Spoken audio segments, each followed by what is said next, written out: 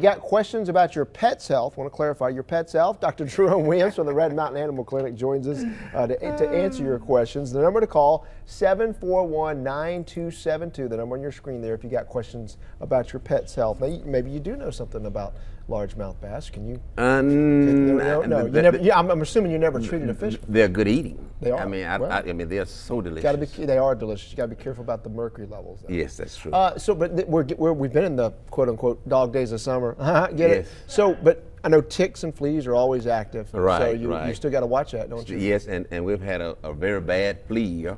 So we got to stay vigilant. Got to try to get rid of those that are in the environment going into the colder season. So get a good flea product and protect your pet against the fleas. And then you're always dealing with seasonal allergies as humans. I'm assuming that can also affect dogs, especially when we get in the fall. You get the ragweed. Can they be affected by some of those? Oh yes, they have the same type of allergies that people have: the environmental allergies, the inhalation allergies, the contact allergies. We get all of those in pets that we do in people. Wow.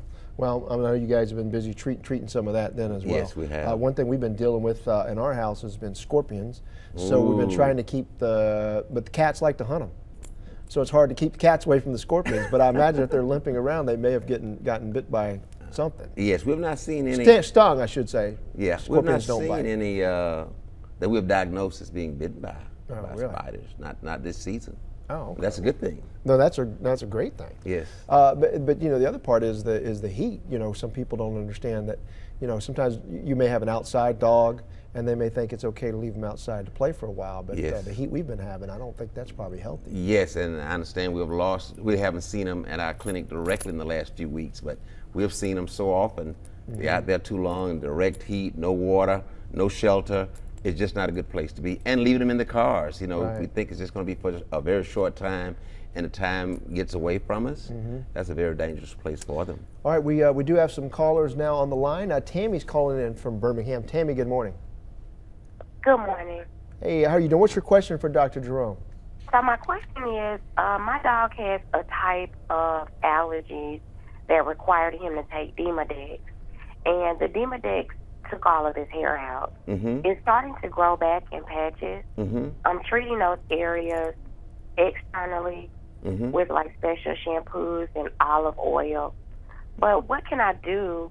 Does he need to be on another round of Demodex to get his hair back? Demodex is the organism. It's a type of mite that affects the hair follicle, and it causes the hair to come out, to drop out. Okay.